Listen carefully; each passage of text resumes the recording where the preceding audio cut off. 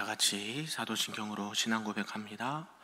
전능하사 천지를 만드신 하나님 아버지를 내가 믿사오며 그 외아들 우리 주 예수 그리스도를 믿사오니 이는 성령으로 잉태하사 동정녀 마리아에게 나시고 본디오 빌라도에게 고난을 받으사 십자가에 못 박혀 죽으시고 장사한 지 사흘 만에 죽은 자 가운데서 다시 살아나시며 하늘에 오르사 전능하신 하나님 우편에 앉아 계시다가 저리로서 산자와 죽은 자를 심판하러 오시리라. 성령을 믿사오며 거룩한 공회와 성도가 서로 교통하는 것과 죄를 사하여 주시는 것과 몸이 다시 사는 것과 영원히 사는 것을 믿사옵나이다. 아멘. 우리 다 같이 찬송 369장 제집 맡은 우리 구주 찬송합니다.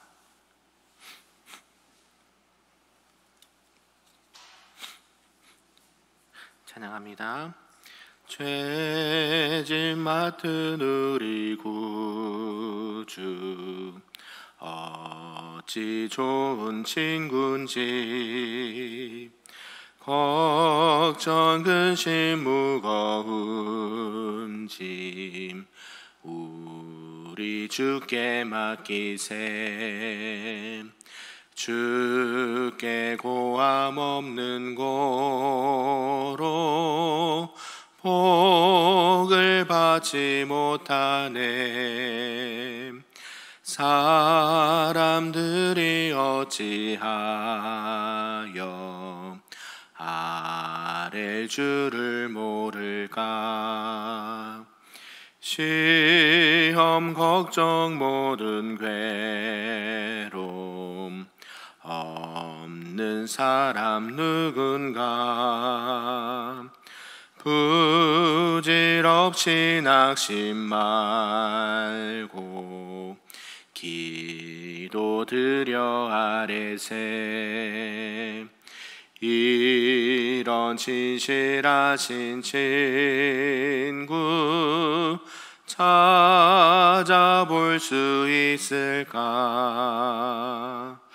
우리 약함하시오니 어찌 아니하랴까. 근심 걱정 무거운 짐 아니 진자 누군가. 피난처는 우리 예수 주께 기도드리세. 세상 친구 멸시하고 너를 조롱하여도 예수 품에 안기어서 참된 위로 받겠네. 아멘. 오늘 하나님의 말씀은 구약 사무엘하 21장 말씀입니다. 499쪽에 나와 있습니다. 사무엘하 21장 말씀입니다. 우리 한 절씩 교독하겠습니다. 다윗의 시대에 해를 거듭하여 3년 기근이 있으므로 다윗이 여호와 앞에 간구하매 여호와께서 이르시되 이는 사울과 피를 흘린 그의 집으로 말미암음이니 그가 기브온 사람을 죽였음이니라 하시니라.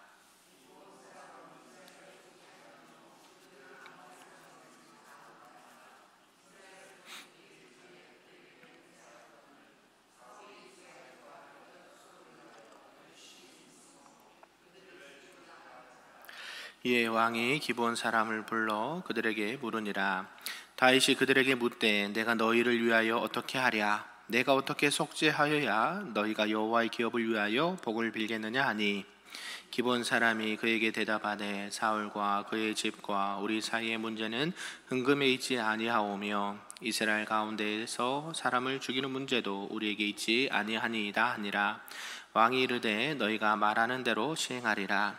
그들이 왕께 아뢰되 우리를 학살하였고 또 우리를 멸하여 이스라엘 영토 내에 머물지 못하게 하려고 모해한 사람의 자손 7사람을 우리에게 내주셔서 여호와께서 택하신 사울의 고을 기브아에서 우리가 그들을 여호와 앞에서 목매어 달겠나이다 하니 왕이 이르되 내가 내주리라 하니라. 그러나 다윗과 사울의 아들 요나단 사이에 서로 여호와를 두고 맹세한 것이 있으므로 왕이 사울의 손자 요나단의 아들 무비보셋은 아끼고 리스바에게서 난 자 곧 사울의 두 아들 알모니와 무비보셋과 사울의 딸 메라백에서 난 자 곧 무홀랏 사람 바르실레의 아들 아드리엘의 5 아들을 붙잡아 그들을 기브온 사람의 손에 넘기니 기브온 사람이 그들을 산 위에서 여호와 앞에 목매어 달매 그들 7사람이 동시에 죽으니 죽은 때는 곡식 베는 첫날 곧 보리를 베기 시작하는 때더라. 리스바가 굵은 배를 가져다가 자기를 위하여 바위에 펴고 곡식 베기 시작할 때부터 하늘에서 비가 시체에 쏟아지기까지 그 시체에 낮에는 공중의 새가 앉지 못하게 하고 밤에는 들짐승이 범하지 못하게 한지라. 이에 아야의 딸 사울의 첩 리스바가 행한 일이 다윗에게 알려지매 다윗이 가서 사울의 뼈와 그의 아들 요나단의 뼈를 길랏 야베스 사람에게서 가져가니 이는 전에 블레셋 사람들이 사울을 길보아에서 죽여 블레셋 사람들이 벳산 거리에 매단 것을 그들이 가만히 가져온 것이라. 다윗이 그곳에서 사울의 뼈와 그의 아들 요나단의 뼈를 가지고 올라오매 사람들이 그 달려 죽은 자들의 뼈를 거두어다가 사울과 그의 아들 요나단의 뼈와 함께 베냐민 땅 셀라에서 그의 아버지 기스의 묘에 장사하되 모두 왕의 명령을 따라 행하니라. 그 후에야 하나님이 그 땅을 위한 기도를 들으시니라. 블레셋 사람이 다시 이스라엘을 치거늘 다윗이 그의 부하들과 함께 내려가서 블레셋 사람과 싸우더니 다윗이 피곤하매 거인족의 아들 중에 무게가 300세겔 되는 노창을 들고 새 칼을 찬 이비스브노비 다윗을 죽이려 하므로 수레의 아들 아비새가 다윗을 도와 그 블레셋 사람을 쳐 죽이니 그때에 다윗의 추정자들이 그에게 맹세하여 이르되 왕은 다시 우리와 함께 전장에 나가지 마옵소서 이스라엘의 등불이 꺼지지 말게 하옵소서 하니라. 그 후에 다시 블레셋 사람과 곱에서 전쟁할 때에 후사 사람 십부게는 거인족의 아들 중에 삽을 쳐 죽였고 또다시 블레셋 사람과 곱에서 전쟁할 때에 베들레헴 사람 야레 오르김의 아들 엘하나는 가드 골리앗의 아후 라흐미를 죽였는데 그자의 창자루는 배틀채 같았더라. 또 가드에서 전쟁할 때에 그곳에 키가 큰 자 하나는 손가락과 발가락이 각기 6개씩 모두 24개가 있는데 그도 거인족의 소생이라. 그가 이스라엘 사람을 능욕함으로 다윗의 형 삼마의 아들 요나단이 그를 죽이니라. 같이 있습니다. 이내 사람 가드의 거인족의 소생이 다윗의 손과 그의 부하들의 손에 다 넘어졌더라. 아멘. 할렐루야. 아멘. 오늘 새벽에도 하나님의 크신 은혜와 또 기도 응답이 있는 복된 시간 되기를 주님의 이름으로 축복합니다. 아멘. 네, 오늘은 이제 사무엘하 21장 말씀입니다. 네, 사울의 후손들이 처형되는 장면을 기록한 말씀입니다. 오늘 21장의 시작은 이렇게 시작하죠. 이스라엘에 3년의 기근이 닥쳤다라고 이야기를 하고 있습니다. 그리고 이런 사건은 압살롬의 반란 사건 이전에 발생한 내용이라는 것이죠. 내용을 좀 이제 구분해 보면 1절에서 9절까지는 이제 사울이 과거에 여호수아와의 약속을 어기고 기브온 족속을 경멸한 채로 다윗 시대에 이 3년의 기근이 발생하게 되었다라고 말합니다. 이에 다윗은 요나단의 아들 무비보셋을 제외한 이 사울의 일가를 그들에게 내어 주어서 죽이게 함으로써 이 기브온들의 원한을 풀어주었다라고 말씀하고 있습니다. 그리고 10절에서 14절까지는 다윗은 그동안 이 방치된 이 사울과 요나단의 뼈들을 취하해서 이 베냐민 땅 셀라에 장사를 지냈다라고 말씀을 하고 있고요. 마지막 15절에서 끝절까지는 그 후 이제 블레셋과의 전쟁이 발생했고 다윗은 그 전투에서 승리를 거두었다라고 말합니다. 그리고 이 전투에서 이렇게 여러 장수들의 이름을 기록하면서 말씀을 마무리하고 있습니다. 앞서 우리가 사무엘상 20장까지는 시대적으로 또 연대기적으로 계속 이렇게 이어져 온 말씀인데요. 특별히 이제 사무엘하 21장부터 끝장 24장까지는 연대기적이 아니라 비연대기적으로 또 어떤 사건이나 어떤 기록에 대해서 말씀을 이렇게 하고 있습니다. 특히 오늘 21장 초두에 소개되고 있는 이 3년에 대한 기근은요, 이 다윗의 아들 이 압살롬의 반란 사건 이전에 이 다윗이 무비보셋을 찾을 당시에 있었던 것으로 이렇게 보입니다. 특히 이제 후반부에서는 이제 다윗 블레셋을 물리친 영웅들에 대해서도 간략하게 소개를 하고 있다라는 것이죠. 이런 내용을 통해서 오늘 우리에게 주신 말씀을 좀 몇 가지로 살펴보도록 하겠습니다. 그 첫 번째는 기근과 이 다윗의 강구입니다. 이제 하나님이 다스리시는 이 영광스러운 이스라엘 땅에 이제 모든 것이 평온한 줄 알았더니 땅에 기근이 찾아왔다라는 것이죠. 그러면서 1년도 아니고 이 3년이라는 시간 동안 계속 기근이 지속되었다라는 것입니다.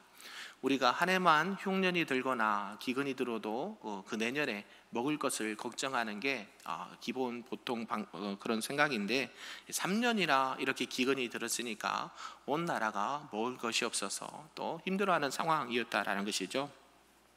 그래서 이스라엘 백성들은 이 굶주림과 기근에 매우 이렇게 극심한 어려움을 당하게 되었다라는 것이죠. 그러면서 다윗이 이 문제는 그냥 일반적인 문제가 아니다라는 것을 이렇게 직감을 했습니다. 이게 자연의 현상이 아니라 하나님의 심판의 한 부분이다라고 생각을 했다라는 것이죠. 오랫동안 기근이 있는 것은 신명기 28장에 있는 말씀처럼 이스라엘 백성에 대한 하나님의 진노가, 하나님의 징계가 있는 것으로 이렇게 여겨졌다라는 것이죠. 이런 상황 가운데 다윗이 하나님 앞에 기도하고 간구를 합니다. 그때 하나님께서 그 왜 그런지를 이제 설명을 해주시는 것이죠. 3년씩이나 지체한 것은 어떤 특정한 죄로 인해서 주어진 벌이라고 아니라고 생각했기 때문에 이렇게 생각을 했는데 시간이 지나고 보니까 3년이라는 시간이 보통 것이 아니다라는 것이죠. 그래서 하나님 앞에 하나님 왜 우리에게 이런 기근이 1, 2년도 아니고 3년씩이나 계속되게 하십니까? 라고 물어봤을 때 하나님께서 그 이유에 대해서도 말씀해 주십니다. 다윗이 기근으로 인해서 간구하자 하나님께서는 자신이 이렇게 징계를 내리신 이유, 진노하신 이유가 무엇 때문인지 말씀해 주셨는데 그것이 바로 앞서 사울의 죄 때문이었다라고 말씀을 하고 있다는 것이죠.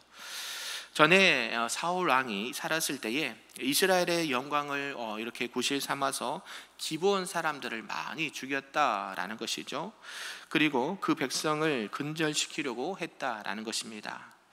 기브온 사람은 비록 이방인이었습니다. 그래서 이스라엘 백성들이 이 가나안 땅을 정복할 때에 진멸당해야 했지만 그들이 여호수아에게 거짓말을 했죠. 다 낡아진 옷 입고 가죽 부대도 다 떨어진 거 가면서 이스라엘과 화친을 맺었거든요. 그러니까 화친이라는 것은 우리가 국가와 국가 간의 계약이라는 것이죠. 그러니까 그 계약은 하나님 앞에서 한 거기 때문에 그것은 물을 수가 없는 것인데 이것을 깨고 이스라엘 백성들을 이 사울이 기브온 사람들을 이 사울이 그 조약을 깨고 그들을 죽였다라는 것입니다. 그래서 그것을 범죄한 것을 기억하시면서 하나님께서 징계를 내리셨다라는 것이죠. 그러면서 두 번째가 보니까 이제 죽임을 당하는 사울의 친족들을 들 수가 있습니다. 이런 상황 가운데 이제 기근이 찾아온 이유를 알았잖아요. 그러면서 이 사울 왕이 이 기브온 거민들을 많이 죽였기 때문에라는 것을 알았기 때문에 그는 이제 기브온 사람들을 불러서 이 문제를 어떻게 하면 좋을까라고 물어봅니다. 그러니까 이 기브온 사람들은 수십 년의 시간이 지났음에도 불구하고 이 사울의 집안을 사람들을 죽이게 해달라라고 이야기하죠. 최소 7명의 얘기를 합니다. 숫자까지도요. 그래서 사울은 이미 죽었지만 그 사울에 대한 뭐를 갖고 싶었을까요? 원수, 복수를 하고 싶었다는 것이죠. 그러니까 우리가 그러잖아요. 복수의 칼날을 계속 갈았다는 것처럼 기브온 사람들은 사울은 죽고 없었지만 그 후손들까지도 우리는 용서할 수 있어요, 없어요? 없다라는 마음이 있었다라는 것이죠. 그러니까 우리가 신앙생활 할 때에 참 조심해야 될 게 뭐냐면 나는 선하다, 나는 내 하나님의 뜻이다라고 그런 악행을 저질렀을 때는 결국 하나님의 뜻을 거르는 그런 행위를 했을 때는 결국 그 죄를 값을 또 그 죄에 대한 징계를 내가 안 받는다고 해서 끝나는 게 아니라 보면 후대까지도 그 영향이 간다라는 것이죠. 우리가 죄의 속성을 말씀드리지 않았습니까? 개인이 그 징계를 받으면 그냥 끝나는데 그렇지 않다라는 것이죠. 우리가 징계뿐만 아니라 하나님께서 주신 복도 마찬가지죠. 하나님을 믿으면 몇 대까지 복을 주신다고 약속해 주셨어요? 1000대까지 복을 주신다고 약속하셨잖아요. 그러니까 내가 아브라함도 많은 자손들을 직접 눈으로 보지는 않았지만 그 후손들이 지금 어떻습니까? 하늘의 별처럼 바다의 모래처럼 많은 영혼들이 생겨난 것처럼 마찬가지예요.